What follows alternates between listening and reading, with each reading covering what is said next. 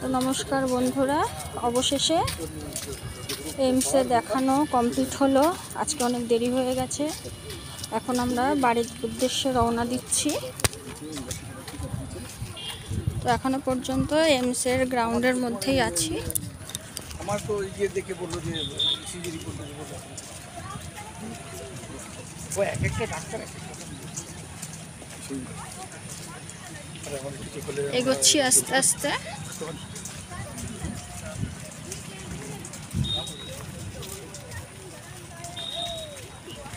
একটু কমজোরি হয়ে গেছে। হ্যাঁ, খাওয়াটা কমজোরি হয়ে গেলে মনটা খারাপ লাগে।